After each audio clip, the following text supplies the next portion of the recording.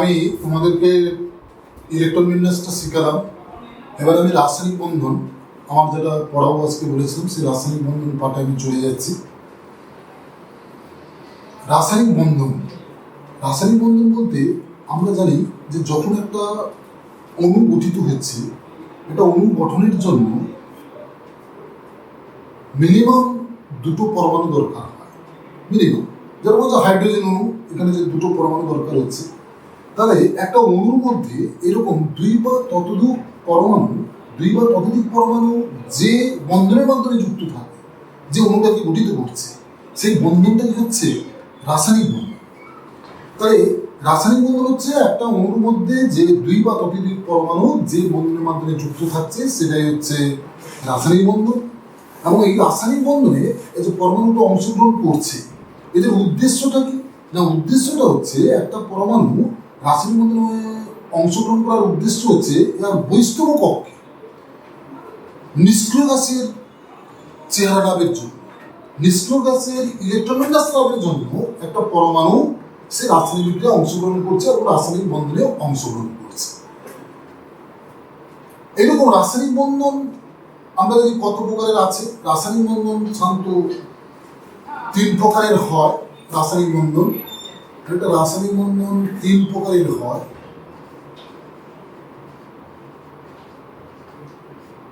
এক হচ্ছে তড়িৎযোজী বন্ধন,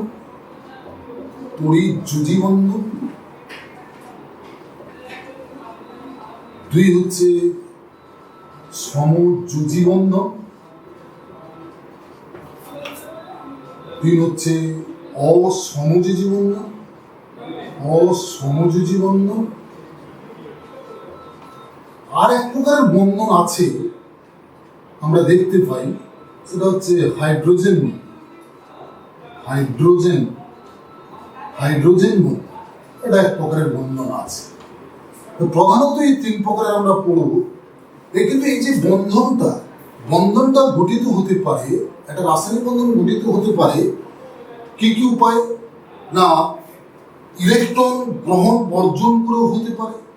আবার কোনো একটা পরমাণু ইলেকট্রন জোড় গঠন করলো, সেই ইলেকট্রন জোড়টাকে উভয় পরমাণু সমানভাবে ব্যবহার করেও বন্ধন গঠন করতে পারে। আবার এরকম হতে পারে একটা পরমাণু সে তার ইলেকট্রন জোড়টাকে অন্য একটা পরমাণুকে দিয়ে দেয়, দাতা হিসাবে সে আচরণ করে, দিয়ে দেয়, এবং সেই ইলেকট্রন জোড়টাকে আবার সকলে মানে দুজনেই পুনরায় ব্যবহার করে, সমানভাবে ব্যবহার করে এক ধরনের বন্ধন গঠন করতে পারে। সেটা আমরা অসমযোজী বন্ধনের ক্ষেত্রে দেখতে পাই। তাহলে আমরা দেখলাম যে রাসায়নিক বন্ধন কি কিভাবে হতে পারে। একটা হচ্ছে ইলেকট্রন গ্রহণ বর্জনের মাধ্যমে, আর একটা হচ্ছে ইলেকট্রন জোড় গঠন করে সেই ইলেকট্রন জোড়কে সমানভাবে ব্যবহার করে, আর একটা হচ্ছে একজন পরমাণু ইলেকট্রন জোড় গঠন করবে এবং সেই ইলেকট্রন জোড়কে আর একটা পরমাণুকে দান করবে এবং ইলেকট্রন জোড়কে আবার সমানভাবে ব্যবহার করেও রাসায়নিক বন্ধন গঠিত হতে পারে। তা আজকে আমরা পড়বো এই তড়িৎযোজী বন্ধন। আমরা আজকে পড়বো তড়িৎযোজী বন্ধন। তা তড়িৎযোজী বন্ধন কাকে বলে? না, যদি আমি সংজ্ঞাটা বলি যে নিষ্ক্রিয় গ্যাসের ইলেকট্রন বিন্যাস লাভের জন্য দুটি ভিন্ন মৌলের পরমাণু তাদের বহিস্তম কক্ষে এক বা একাধিক ইলেকট্রন গ্রহণ ও বর্জনের মাধ্যমে দুটি বিপরীতধর্মী আয়নে পরিণত হয়ে পরস্পর তড়িতাকর্ষণের সাহায্যে যে বন্ধন গঠিত হয়, সেটা বলা হচ্ছে তড়িৎযোজী বন্ধন। আর এই বন্ধন গঠনের প্রবণতাকে বলা হবে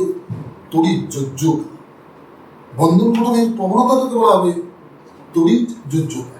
তাহলে এই যে তড়িৎযোজী বন্ধন, তাহলে তড়িৎযোজী বন্ধনের জন্য আমাদের কয়েকটা শর্তের প্রয়োজন। তড়িৎযোজী বন্ধন গঠনের কি কি শর্ত? তড়িৎযোজী বন্ধন গঠনের জন্য কি কি শর্ত হচ্ছে, দেখো, ধরো দুটো পরমাণু অংশগ্রহণ করছে একটা তড়িৎযোজী বন্ধনে।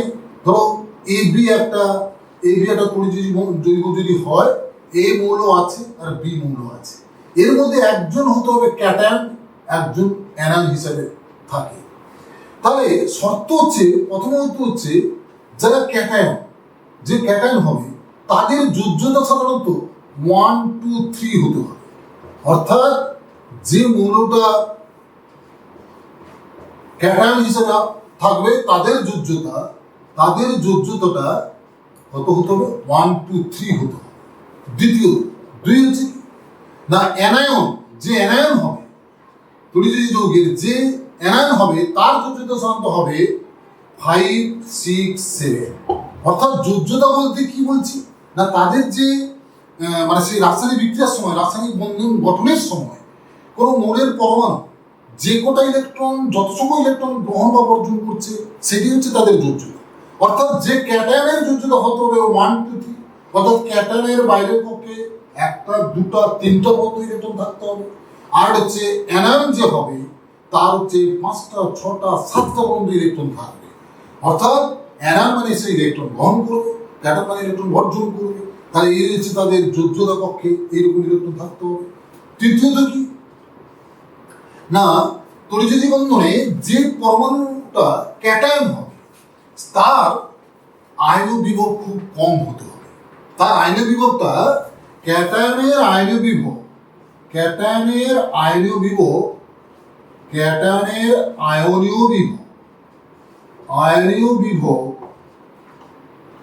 খুব কম হতে হবে, খুবই কম হতে হবে।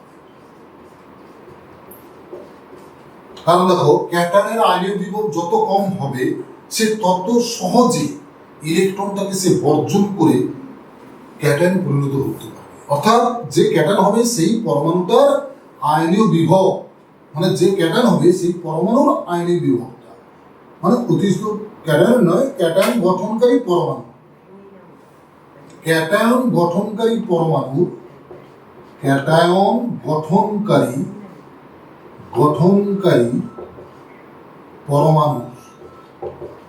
পরমাণুর আয়নীয় বিভব খুবই কম হতে হবে। তিন কি চার কি না অ্যানায়ন গঠনকারী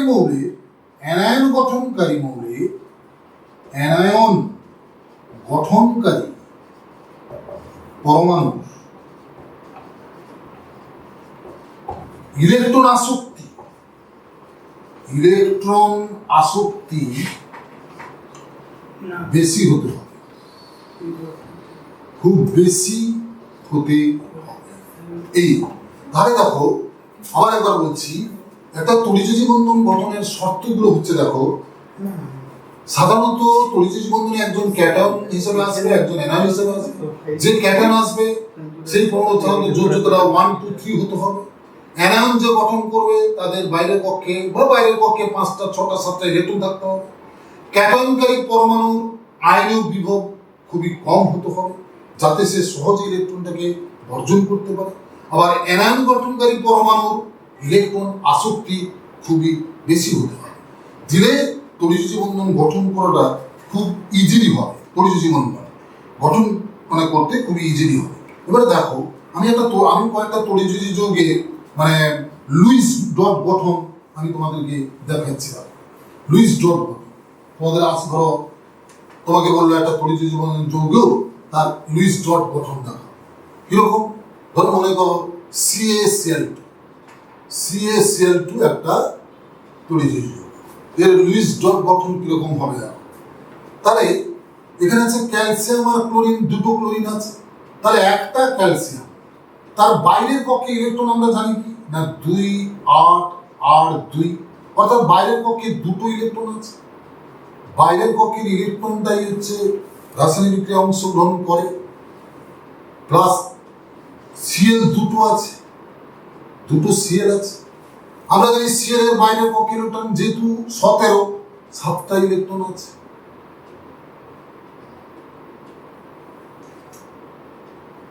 এই ক্লোরিনেরও 7টা ইলেকট্রন আছে। তাহলে কি হবে দেখো, এই ক্লোরিনের একটা দরকার, এই ক্লোরিনের একটা দরকার। আর ক্যালসিয়াম যদি দুটো ইলেকট্রন ছেড়ে দেয় তাহলে এই কিন্তু 2 8 8 মানে আর্গনের চেহারা পড়ে যাবে। আর ক্লোরিনও 2 8 7, সে যদি একটা ইলেকট্রন পেয়ে যায় তাহলে সেও আর্গনের চেহারা পড়বে। তাহলে এই করলো, এই ক্লোরিনকে একটা দিল আর এই ক্লোরিনকে একটা ইলেকট্রন, অর্থাৎ কি এসে দাঁড়ালো না ক্যালসিয়াম হয়ে গেল Ca2+, দুটো ইলেকট্রন ছেড়েছে, আর প্লাস একটা ক্লোরিন Cl মাইনাস মানে 2Cl মাইনাস, দুটো ক্লোরিন আছে 2Cl মাইনাস হয়ে গেল। এইবারে এরা কি করছে, পরস্পর তড়িৎ আকর্ষণের সাহায্যে যুক্ত হয়ে যাচ্ছে, পরস্পর তড়িৎ আকর্ষণের সাহায্যে যুক্ত হয়ে তড়িৎ আকর্ষণের ফলে যুক্ত হয়ে CaCl2 যৌগ উৎপন্ন করছে। এইভাবে ক্যালসিয়াম ক্লোরাইডের লুইস গঠনটা হচ্ছে, লুইস ডট গঠন হচ্ছে এটা, লুইস ডট গঠন চিহ্ন। একটা ক্যালসিয়াম ক্লোরাইড একটা তড়িৎযোজী যৌগ, এই তড়িৎযোজী যৌগের লুইস ডট ইলেকট্রন গঠনটা এরকম হয়ে যাচ্ছে। তাহলে আবার আমরা যদি দেখাই, ধরো Mg3N2, এটাও একটা তড়িৎযোজী যৌগ, Mg3N2, দেখো ম্যাগনেসিয়াম নাইট্রাইট যৌগ, এটা হচ্ছে ম্যাগনেসিয়াম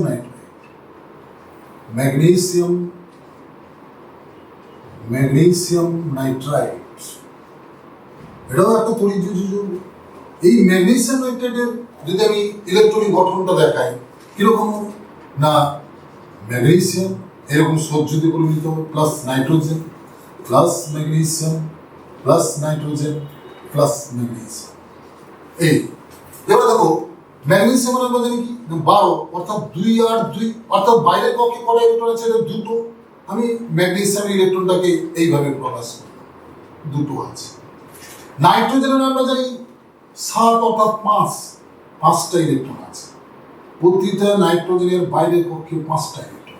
মনে রাখবে, বাইরের কক্ষের ইলেকট্রনটাই রাসায়নিক বিক্রিয়ায় অংশগ্রহণ করে। এই নাইট্রোজেনেরও 5টা ইলেকট্রন আছে, দুটো। তাহলে এই কি করছে, এই ম্যাগনেসিয়াম নাইট্রোজেনের কটা করে দরকার, দেখো 3টা করে। এই ম্যাগনেসিয়াম এই নাইট্রোজেনকে 2টা দিল, এই ম্যাগনেসিয়াম এই নাইট্রোজেনকে 1টা দিল, এই ম্যাগনেসিয়াম এই নাইট্রোজেনকে 1টা দিচ্ছে, আর এই ম্যাগনেসিয়াম এই নাইট্রোজেনকে আবার 2টো দিচ্ছে। অর্থাৎ কি হচ্ছে দেখো, এই ম্যাগনেসিয়াম 2+, এই ম্যাগনেসিয়াম 2+, এই ম্যাগনেসিয়াম 2+, আর এই নাইট্রোজেনগুলো হচ্ছে দেখো 3টা করে ইলেকট্রন গ্রহণ করছে, মানে 3-, অর্থাৎ এর পরে আসবে 3Mg2+, 3টা ম্যাগনেসিয়াম 2+ আয়নে পরিণত হয়েছে, প্লাস 2N3-, দুটো নাইট্রোজেন 3- আয়নে পরিণত হয়েছে, অর্থাৎ 3টা করে ইলেকট্রন গ্রহণ করেছে, এই জন্য 3-, অর্থাৎ এরা আবার পরস্পর স্থির তড়িৎ আকর্ষণের সাহায্যে পরস্পর কি করবে, যুক্ত হয়ে পড়বে Mg3N2। এরকম অনেক যৌগ আছে, তোমরা এইভাবেই তোমাদেরকে তাদের লুইস ডট গঠনটা দেখাতে হবে।